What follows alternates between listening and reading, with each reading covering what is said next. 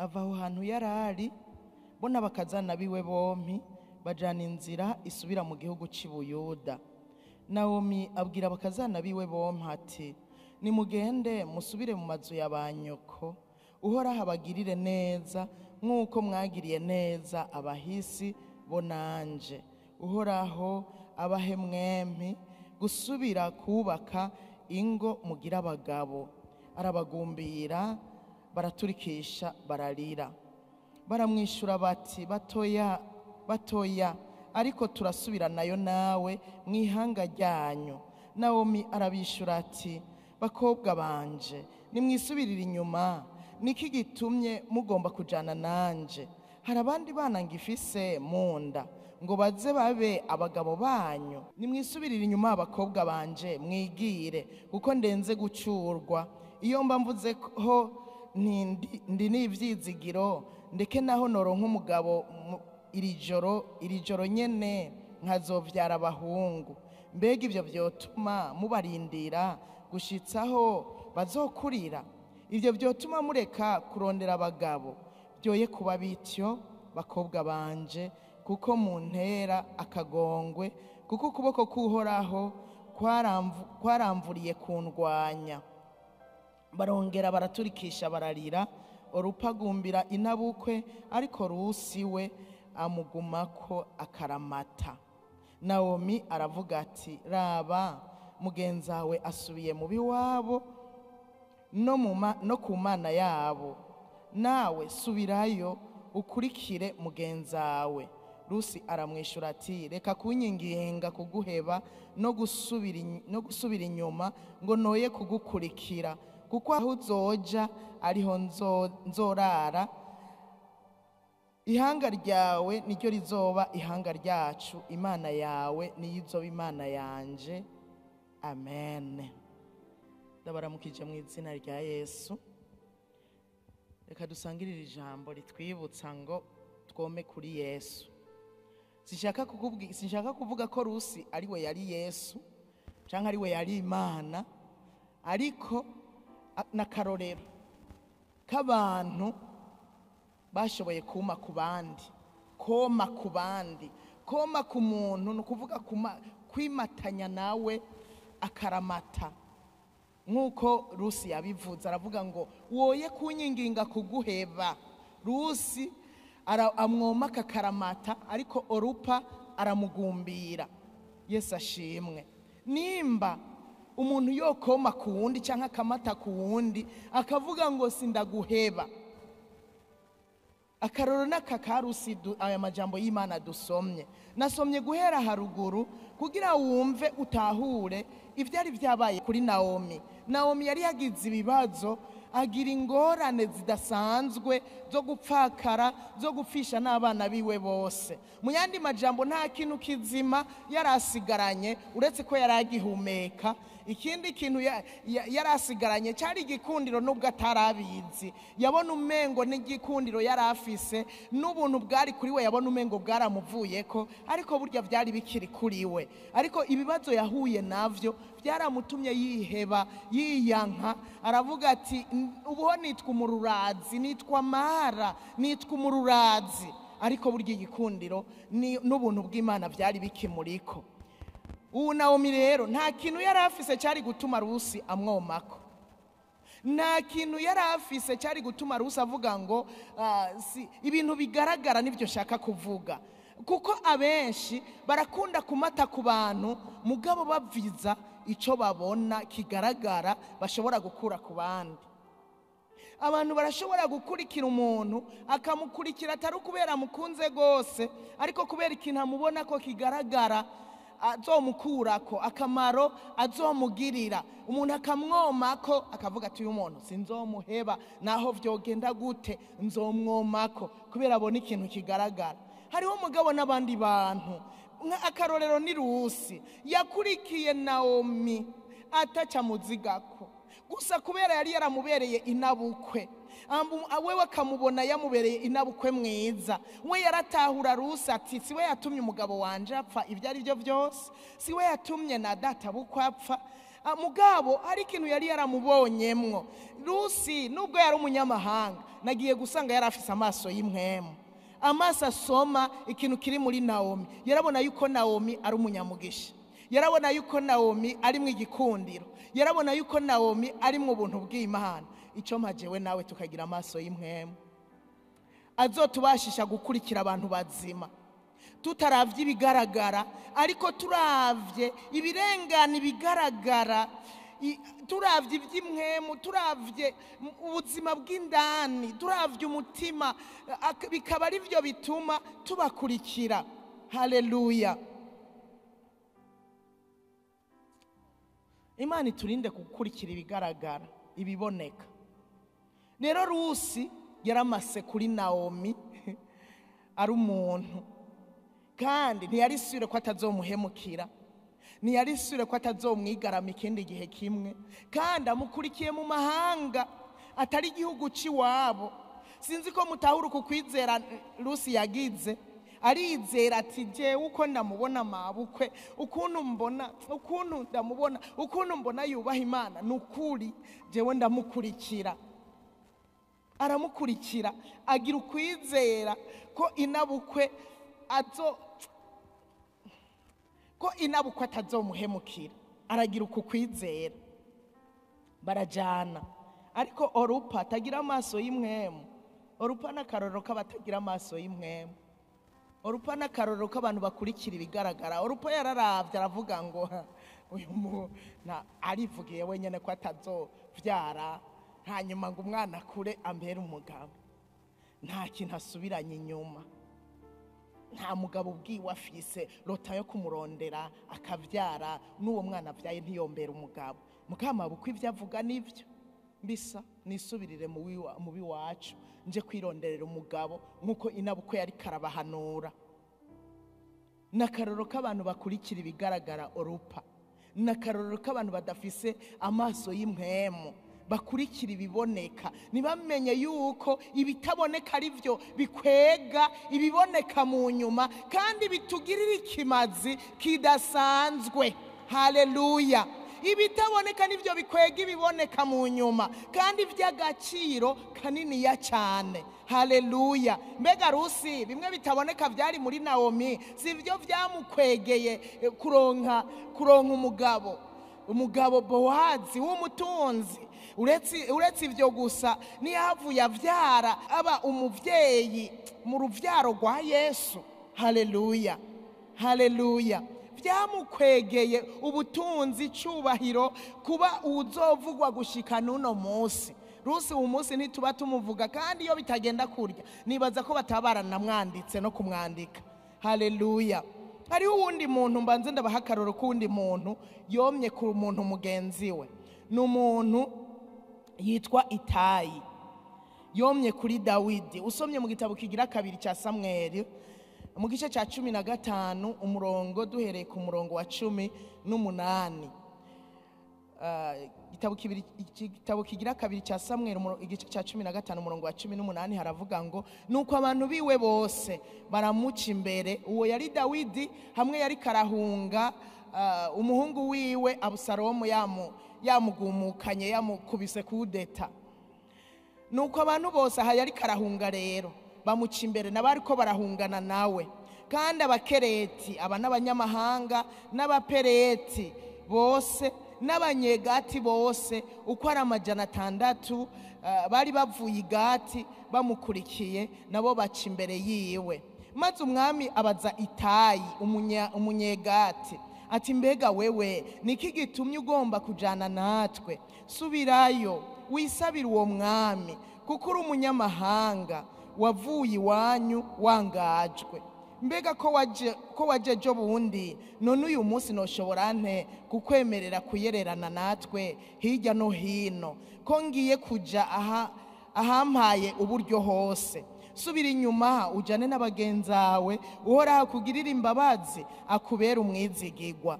Itayi yishura umwami rero mwumve ati ndahiye uguhoraho kuhoraho nawe nyene mwami wanje nyene ingoma ni wewe ndahiro yanje aho uzoba mugenzi niho nzoba jewe umusavyi wawe arugupfa arugukira.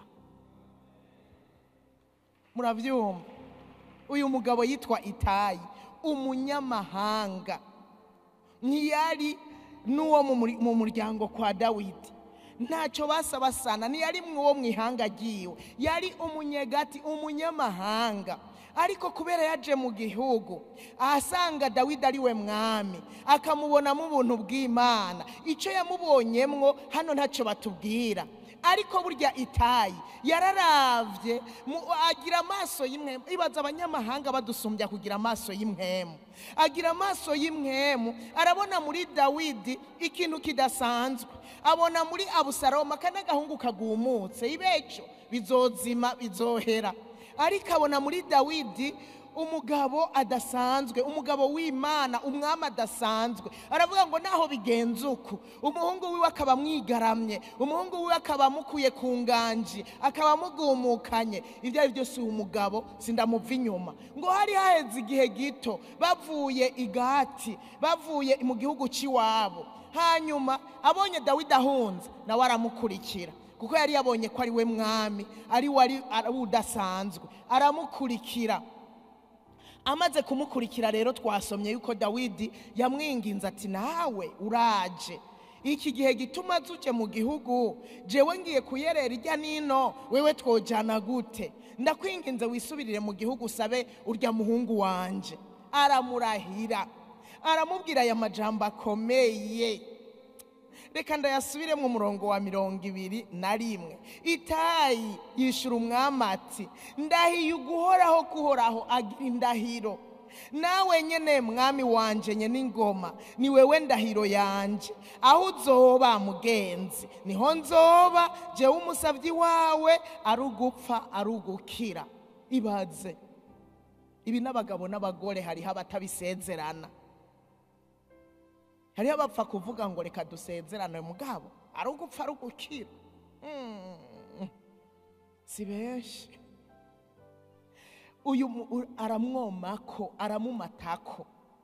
Nariko ndavuga ngo nimba umuntu yomata ku wundi akavuga ngo arugupfa arugukira, mbega tweho nitworushiriza kumata kuri Yesu?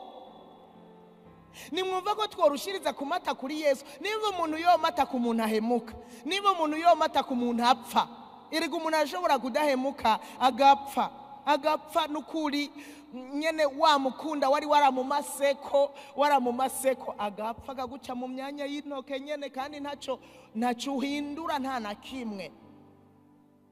Nimba umuntu yomata ku muntu azi ko ejo ashobora gupfa, nimba umuntu yomata ku muntu ejo ashobora guhemuka, ashobora kumunyagwa n'abandi bantu bakamutwara bakamumata ko kuruta, hari abasore bamata ku bakobwa bakabamata ko aho uzogwa niho n'ukuri sheri wanje na ya mazina yose atagira izina, n'ukuri ndagukunda urukundo rwa mpfapfe. Urumva kamumatako kandi akamwereka ko yamumaseko, kandi ivy'ukuri akumva aramukunda. N'umukobwa kamumatako kandi ivy'ukuri akumva aramukunda, akumva mbere n'abavyeyi bavuga akavuga huko mpeba uyu muhungu fuma mpeba mwebwe, emwe akamumataka akagenda. Mama yavuga pu, se yavuga pu, n'umuhungu gutyo nyene bakagenda kandi bakundanye kabisa. Ariko ejo cyangwa hirya y'ejo arashobora kumuhemukira cyangwa agapfa, bagakundana mugabo hagera igihe umwe agapfa wa wundi agasigara ari kwa kundi.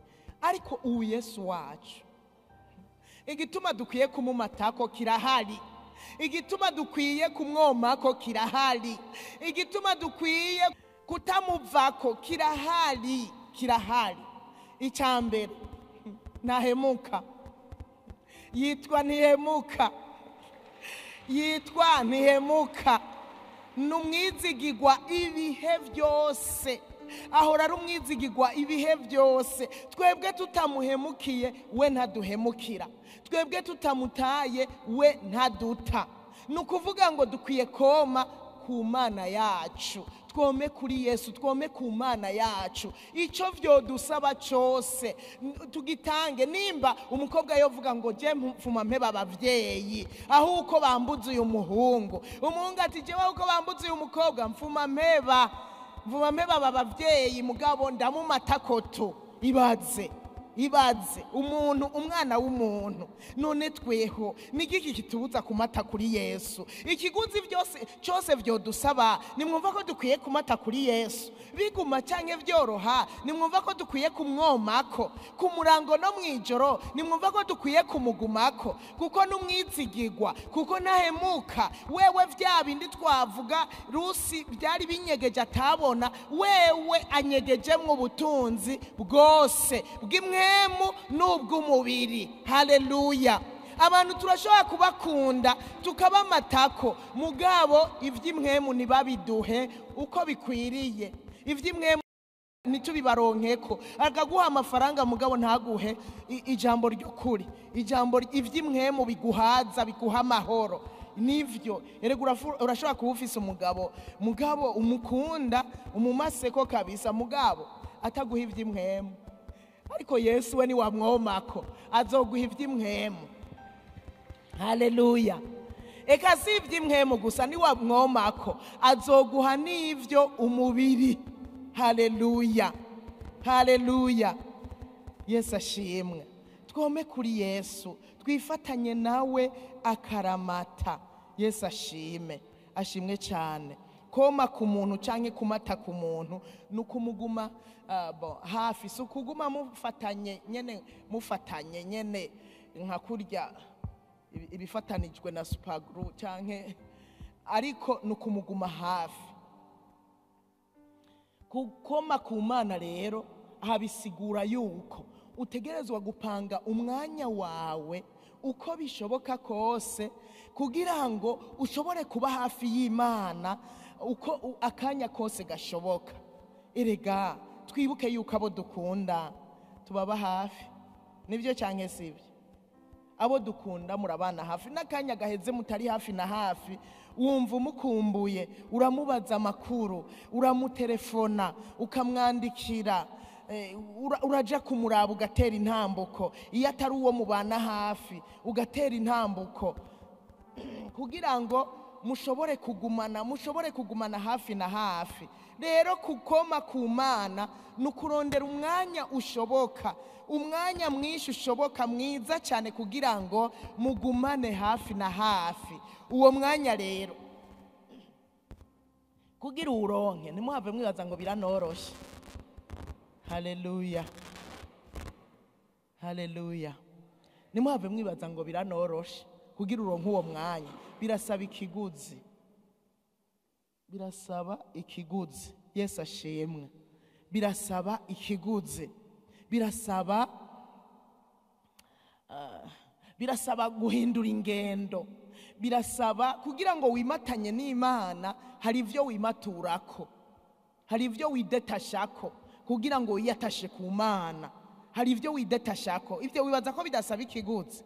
Kugira ngo wimatanye n'Imana, hari ivyo uheba, hari ivyo mutandukana, hari n'ivyo Imana itokwemerera yuko uyibesha ngo muramatanye, ngo muramufatanye ugifatanye na vya bindi. Imana hari ivyo bigomba twitandukanye navyo. Ni nka kurya tuza kuri Yesu, hari ivyo tuba dutegerezwa kwitandukanya navyo kugira ngo dushobore kumata kuri Yesu. Ivyo bindi tubigumyeko, wapi biratugora. Koma kuri iyo Mana, koma kuri uwo Yesu biratugora cyane. Birasaba discipline kugira ngo bikunde twome kuri Yesu. Haleluya. Usomye ijambo ry'Imana aha muri Yohana 12 kuri umurongo wa 25 haravuga ngo ukunda ubugingo bwiwe azobubura, ariko uwanka ubugingo bwiwe muri iyi si azobuzigama gushitsa ku bugingo budashira. Haleluya. Ukunda ubugingo bwiwe azobubura. Ukunda ubugingo bwiwe azobubura. Gukunda ubugingo nukuvuga ukagira ivyo kubera wumva hari ibyo utotakaza ukumva nyene oya nukuri jewe uyu muntu sinomutakaza nawe Yesu ariko agusaba gutandukana nawe oya uyu muntu kandi vy'ukuri kuri Yesu hari abantu biba bisaba ko dutandukana nabo nivyo canke sivyo abo twahorana hariho abantu biba bidusaba ko dutandukana nabo abo bantu mujanye atantambwe utera abo bantu mujanye atanyungu uronka yo muri Yesu abo bantu mujanye nta nyungu ntaco uvamwo bakwandukiza bibi bakwandukiza ubujambo bakwandukiza ishari bakwandukiza inzigo bakwandukiza ubwibone ugasanga bakwandukiza ibintu Imana yanka uwukunda ubugingo bwiwe rero akumva ntashobora guheba ibintu ku bwa Yesu uwo muntu azobubura ariko uwanka ubugingo bwiwe muri iyi si haleluya ikintu cyambere dutegerezwa kwidetasha ko kwitandukanya naco ni iyi si n'ivyayo haleluya ni iyi si n'ivyayo n'abakunda isi kuko hari abantu bakunda isi n'ivyayo n'ibiri muri yo abo dutegereza kwitandukanya nabo mwibuke ko turi mu isi ariko tutarabisi rero twitandukanye n'iyi si nabo mu isi n'abakunda ivy'iyi si hanyuma twimatanye n'Imana yacu yavuze ngo aba bantu baheba ubugingo bwabo muri iyi si ngo azobubazigamira disi we gushitsa ibihe bidashira haleluya haleluya rero twitandukanye n'isi nabo mwisi n'ivyo mwisi hanyuma twimatanye na Kristo hari abantu rero baca ngo turarengeje urugero abantu bakunda kuvuga ngo turarenze urugero kandi Imana ibafashe ngo none ngugira uvuge kuzogendera mu kirere ngo none ngugira uvuge ngo eka turi mwisi mugabo ntiturabisi turayigenderamwo mugabo tureke kwifatanya n'ivyo mwisi turayigenderamwo turayibamwo ariko tureke kumata kwabo mwisi abo mwisi ni babandi bataramenya batagira iwabo batazi ko iwabo ari mwijuru twebwe iwacu ni mwijuru iwacu saha mwisi iwacu ni mwijuru ni handi twitega ko umukiza wacu azova umwanya wari wo wose azoza kutujana bishobora guca mu rufa akaza akatujana bishobora guca muri za nzamba akaza akatujana none nitwamata kuri inosi mwumva ntidushobora kumva inzamba yiwe twamase mwisi ntidushobora kuzorangiza neza twamase mwisi nuko rero twitandukanye n'ivy'isi ariko tumate kuri Yesu niho ibyacu bizogenda neza haleluya haleluya icyo ni ikintu cyambere kutifatanya n'abatubaha Imana ibyo bizogufasha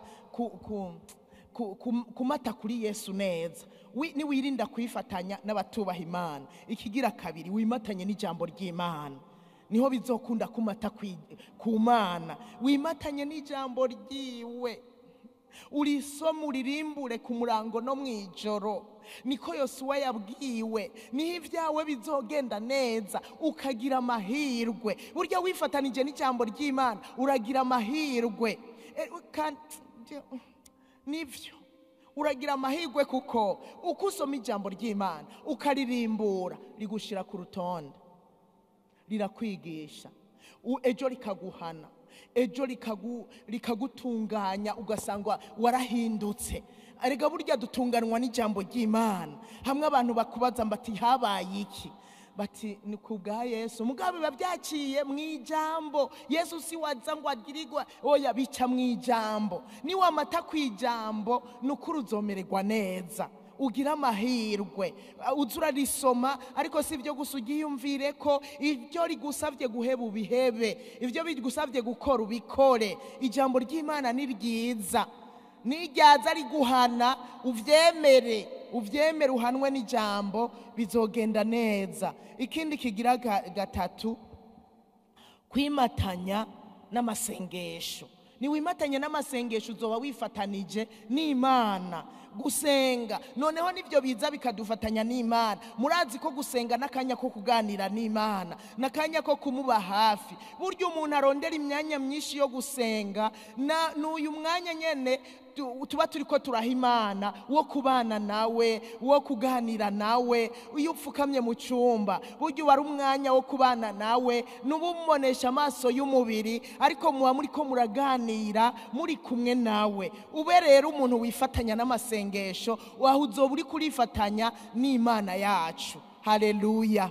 Uzomererwa neza neza neza. Nukuri abantu bakura umutima ku ijambo, bagakura umutima ku gusenga. Iyo twanebwe ntimwama mubibona ko wiyumva kuri kure y'Imana. Iyo wanebwe gusenga, iyo wanebwe gusoma ijambo, urumva kuri kure kandi ucubihigwa. Nimwama muvyumva, uca wumva ubihiwe, ukumva nta mahoro, ukumva ntunezerewe. Ariko iyo umaze imisi uri mu ijambo, usenga, ubana n'Imana, wumva uburyohe, ukumva ituze, amahoro. Kandi n'ijambo ry'Imana ryaravuze ngo bakunda ivyagezwe vyawe bagira amahoro menshi, kandi nta kibatsitaza bagira. Niko Zaburi 119 umurongo w'165 havuga. Uragira amahoro, ukagira ituze. Iyo usenga ukagira umwanya wo kubana n'Imana, irakurongora, ukumva urafise amahoro, nta n'imitego ugwamwo. Uzusanga uri kurarongorwa na mpwemu yera, kubera wimatanije n'amasengesho. Imana ikakugira inama uko ukwiye kugenza. Icyanyuma nukwimatanya n'amatazira, no guhimbaza no gutazira. Basha nituze turarindira kuza gutazira mu gatondo muri iyi culte matinale, niturindire kuza gutazira muri culte ya Mercredis. Oyaye gutazira mu cumbi wawe ugahimbaza Imana. Erega ntibisaba kuhibongoza, n'amajambo umubwira, bica mu majambo umubwira, ukamushima, ukavuga icyari, ukakivuga icyo umaze kubona ari ukakivuga. Hari n'ibyo twasomye bene data batwitangiye imbere, babonye Imana bavuga uko iyo Mana iri. Ibi tukabivuga tukabisubiramwo. Nawe ubwawe ndazi kumaze kumubona, nanje ubwanje ndamaze kumubona uko ari, uko ameze. Tukitonda twicaye mu cyumba cyangwa uri muri biro yawe, aho wituniye hanyene waje mu rusengero, ukicara muri iyo ntebe, ukamubwira icyari, ukamushira hejuru, ukamwubaha, nukuri ukamuvuga, hanyuma ukanamushima, umushimira ivyo yakoze, ukugira neza kwiwe mu majambo. Nagira ndakubwire ngo uzoba uri kuramutazira wongera umushima, navyo biramukora ku mutima. Washobora guhibongoza, ugahibongoza n'amahoro, ariko kandi ukongera ukamubimubwira mu majambo, navyo biba vyiza cyane. Ibi biratuma tumata ku Mana. Abantu bazi kumushima ubudasiba bibamatisha kuri iyo. Abantu bazi kumutazira ubudasiba bibamatisha kuri iyo. Nuko rero twome ku Mana yacu. Nimba Rusi yarashoboye kuma kuri Naomi, nimba uyu mugabo Itayi w'umunyegati yarashoboye koma kuri Dawidi kandi akazigamwa, Rusi nawe akagira urya mugisha mwabonye. None nitwoma kuri Yesu, nimwumva ko tuzorushiriza kugira umugisha gose, tuzorushiriza kugira amahoro, tuzorushiriza gukura mu mpwemo, tuzorushiriza kugira ituze ryo mu mitima, tuzorushiriza kuronka umugisha ugaragara n'utagaragara, no kuvuga wo mu buryo bw'impwemo. Tuzorushiriza gukura. Nta kintu kiryoshe nko gukura mu buryo bw'impwemo. Biraryoshe. Urazi gukizwa ntukure. Urazi ukuntu bibishe kubona umuntu yakijijwe akaguma ribuye ryo mu mazi, wa wundi unyerera ko ukamenya ko wahuye na naka, kandi yitwa ngo atonda mu rusengero, yitwa ngo ari muri Yesu. Rero nitwoma kuri Yesu tuzokura mu buryo bw'impwemu, dutera imbere, abacu babibone ko twakuze, ababanyi babibone, abo twiganye nitwahura babone ngo twarakuze mu mpwemu, ababanyi babone batuye umuntu tubana no kuri arageze ku rundi rugezo. Ugiye mu rubanza babone ko wageze ku rundi rugezo, apana ko batwitiranya. Urazi kugenda mu banyamahanga bakakwitiranya? Muramaze kubibona, bakakwitiranya, bakakubwira inkuru nk'izo babwira abandi bose, bakagutuma gukora nk'ivyo batuma abandi bose. Iyo wakijijwe baratinya no kuguha ibiyeri ngo biserve. Baravuga bati oya, wewe urugeze ugeze ko ngiye twibaza muri urubanza ko n'ibiyeri utobiserve. Bakabibona bavyeretswe nuko wamase kuri Yesu, bakabona ko wakuze. Haleluya. Bizogukingira. Uca usanga vyagukingiye hiyo mu banyamahanga bakakubaha kandi bakakubahira icuri, nayo handi kugenda abantu bakwitiranya birabishe cyane. No mu muryango wagutse bakamenya yuko uri udasanzwe kubera wigiriye imigabo yo koma kuri Yesu. Nibagutume nibagusaba ibyo ari byo byose mu muryango bakagira amalimite. Hamwe bavuga bati iki kintu nitwomusaba ngo agikore, iki kintu uru rubanza nibikenewe ko turumutumiramwo ntigwo munezera. Hari imanza usanga ataco zungura. Imana idufashe cyane. Haleluya. Dusenga Imana twome oma kuri Yesu mu izina rya Yesu. Tugira umwete wo koma kuri Yesu, tugira umwete wo koma ku Mana yacu. Numwizigirwa n'inteturuye n'intihemuka, nazoguhemukira ni wamwoma ko bantu bazobimenya kuko ntazoguhemukira. Muve hasi dusenga Imana, twisabira inkomezi zo koma kuri Yesu. Data mu izina rya Yesu Kristo, turi hano muri kano gatondo tugusaba ngo duhize inkomezi zo koma kuri wewe. Twabonye ko tukoma ko biciye mu kugira uyu mwete n'ishaka yo gutandukana n'abatubaha Imana, umwete n'ishaka wo kwimatanya n'ijambo, kwimatanya n'amasengesho, kwimatanya no kuguhimbaza no kugutazira, bikaba muri twebwe bigwiriye. Mwami mwiza bidushoboze kubikora. Ibi bituma tukwegera gose, ibi bituma tuba hafi yawe gose. Rero bidushoboze. Umuntu wese ari hano ndamusengeye, n'abatari hano ndabasengeye, bamaze kukwiyegurira mu izina rya Yesu Kristo. Ubashoboze kukomako, ntihakagira icyo batandukanya nawe, ntihakagira icyo dutandukanya nawe. Naho goba urupfu nirudutandukanye nawe, no mu rupfu tuzobe turi muri ya ndirimbo ivuga ngo no mu rupfu Mwami tugumane, tugumane. Uzoba ukoze cyane Mwami, utugirire neza uyu mwete wo kugendera muri ibi bintu bituma tukomako. Mwami ube muri twebwe, tukumateko uko Rusi yamase kuri Inabuko akagira umugisha, twebwe turushirize kukomako. Uko Itayi yamase kuri Dawidi akazigamwa, natwe turushirize kukomako. Tuzozigamwa tuzitirigwe, tugirane inganji nawe, tugira intsinzi mu izina rya Yesu muri wewe. Erega Dawidi asubiye mu gihugu yarajanye na ba Itayi, intsinzi birabonetse nabo bagirana inganji na Dawidi. Rero intsinzi mubonekako, natwe rero dushoboze koma kuri wewe, tugirane intsinzi, tube mu ntsinzi nawe, tubabanesha muri wewe. Uzoba ukoze cyane. Abari mu ntege nke bongera ubikwegereko, bakomeko mu izina rya Yesu. Uzoba ukoze cyane. Nuko turagushimiye, turiteze kugiye kubidushoboza. Urakoze. Icubahiro nishimwe bibi byawe, wirigwane natwe, uturinde ikibi cyose mu izina rya Yesu Kristo. Amen.